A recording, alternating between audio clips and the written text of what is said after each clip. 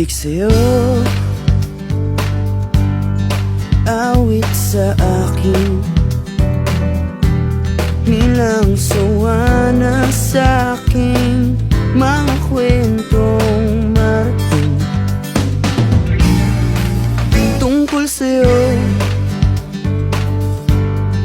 at sa ligayan